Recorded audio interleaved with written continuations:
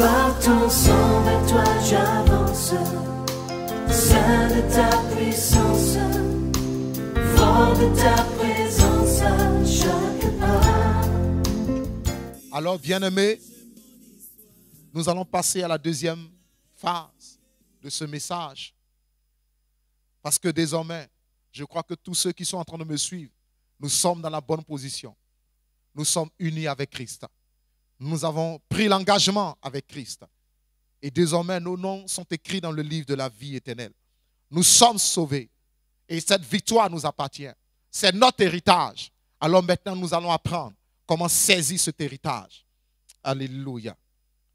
Gloire à Jésus. Nous allons prendre nos Bibles dans 1 Corinthiens chapitre 5, le verset 7 à 8. 1 Corinthiens, première épître de Paul aux Corinthiens, le chapitre 5, verset 7 à 8. Je lis la parole de Dieu. Faites disparaître le vieux levain, afin que vous soyez une pâte nouvelle, puisque vous êtes sans levain. Car Christ, notre Pâque, a été immolé.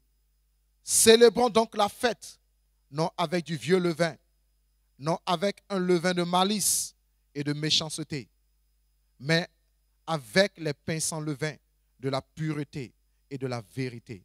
Alléluia. Je reprends cette parole.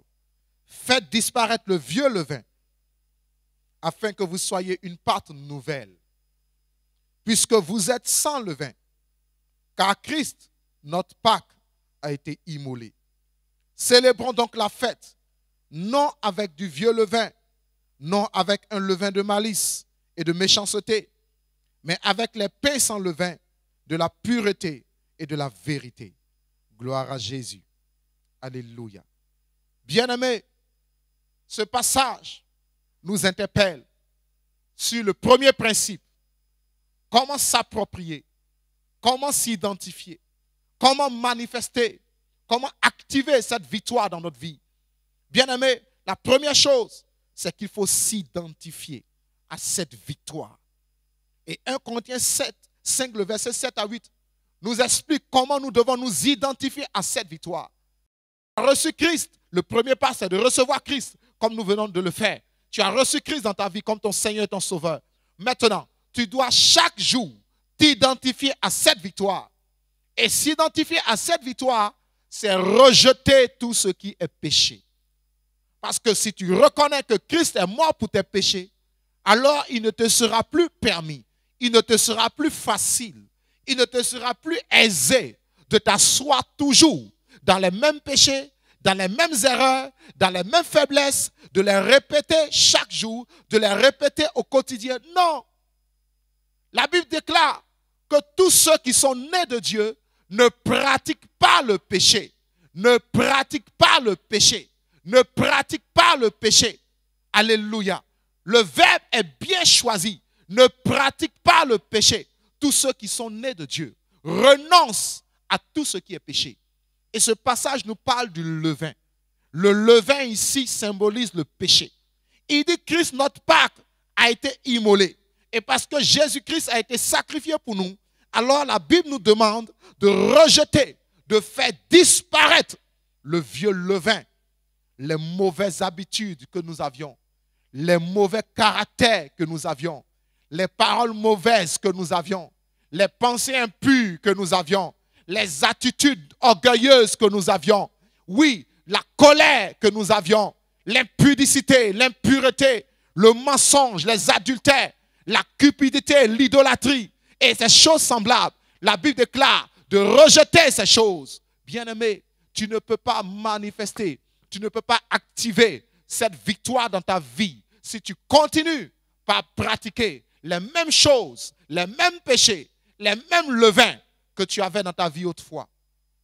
Lorsqu'on s'engage avec Christ, lorsqu'on reconnaît que Christ est mort pour nos péchés, nous sommes appelés à une repentance quotidienne dans la sincérité et dans l'humilité devant le Seigneur.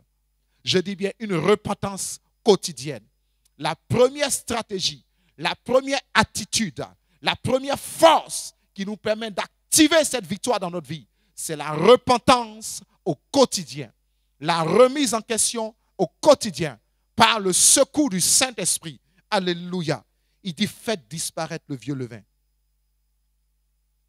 Il dit, célébrons donc la fête, non avec du vieux levain, non avec un levain de malice et de méchanceté.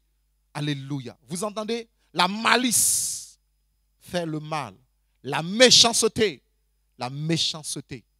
les mauvais caractères, les mauvaises intentions, faire du mal à son prochain. La Bible déclare que, oui, l'amour est le plus grand don spirituel. L'amour du prochain. Celui qui aime son prochain ne lui ment pas. Celui qui aime son prochain ne le tue pas. Celui qui aime son prochain ne lui fait point de mal. Celui qui aime son prochain ne l'escroque pas. Celui qui aime son prochain ne cherche pas à lui nuire de quelque manière que ce soit. L'amour véritable que nous recevons de la part de l'Esprit de Dieu. Donc la première stratégie, le premier principe pour voir cette victoire se manifester dans ta vie, c'est la repentance sincère chaque jour. Nous devons nous identifier à Christ. La parole de Dieu te dit et me dit que si je vis, ce n'est plus moi qui vis, c'est Christ qui vit en moi. Parce que par ma foi en Christ, j'ai été crucifié avec lui. J'ai été crucifié avec lui. Je suis mort au péché. Je suis mort à la colère. Je suis mort à l'adultère. Je suis mort à l'impudicité. Je suis mort au mensonge. Je suis mort aux calomnies. Je suis mort à la médisance. Je suis mort à la méchanceté. Je suis mort à l'orgueil. Je suis mort à l'idolâtrie. Je suis mort à toutes ces choses. Il dit, j'ai été crucifié avec Christ. Celui qui est mort à ces choses ne peut pas continuer à les pratiquer. Si tu continues à les pratiquer, cela veut dire qu'il y a quelque chose qui ne va pas. Et cela devient un point d'achoppement pour toi. Et cela t'empêchera de manifester cette victoire. Parce que cela va ouvrir la porte aux ténèbres.